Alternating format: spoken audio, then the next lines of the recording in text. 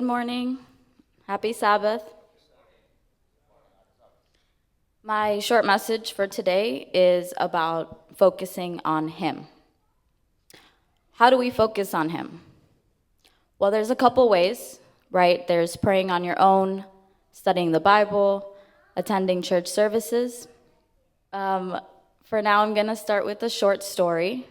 So there was a man who went to the pastor of his church and he said, I won't be attending church anymore. And the pastor said, may I ask why? And the man said, well, I see people on their cell phones during the service. Some are gossiping, some are falling asleep, some just aren't living right. I feel like they're all just hypocrites.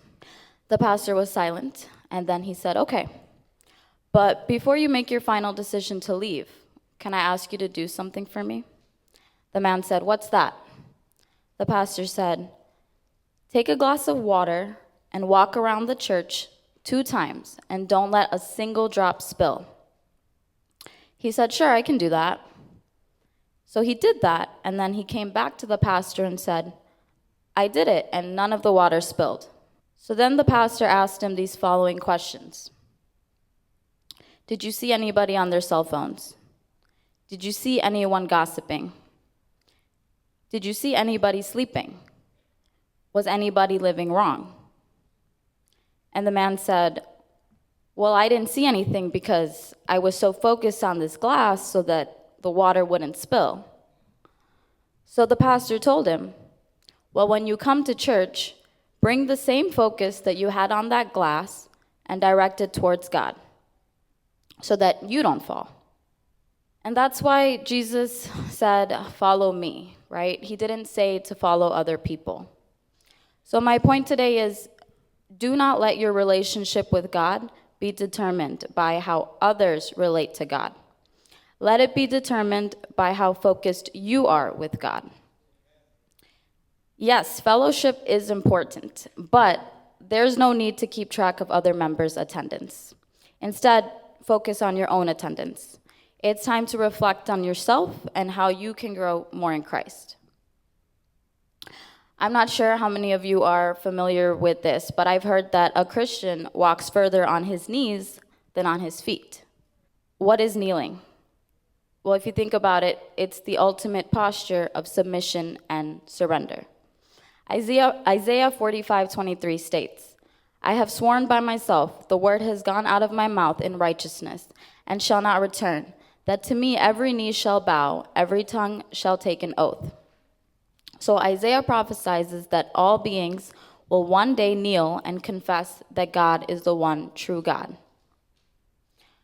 Now, I read somewhere that the walls of hospitals have heard more prayers than the walls of churches, and that airports have seen more sincere kisses than wedding halls.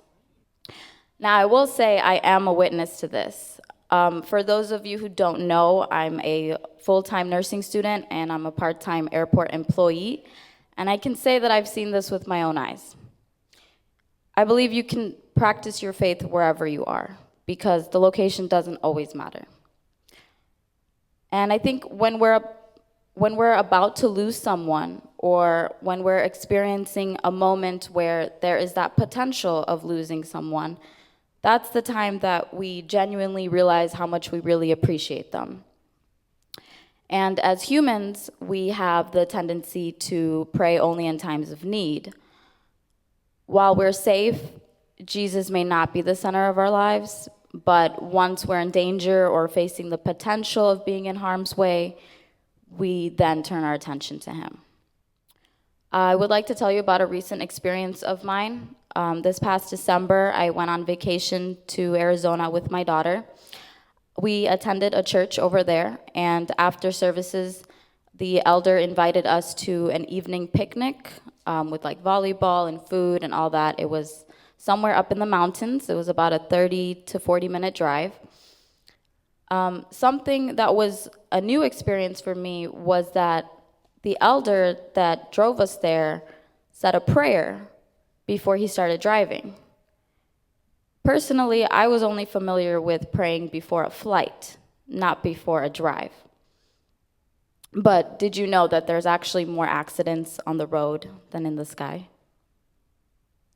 So this made me realize that we need God in our lives, whether we are safe or in danger, whether we're succeeding or failing, whether we are falling in love or falling apart. We need him in our lives all the time. Physical exercise is important, yes, but we also have to exercise our faith by walking with Jesus. Not just by walking, but by walking humbly and daily with Jesus. That's my message for this morning. Thank you and God bless.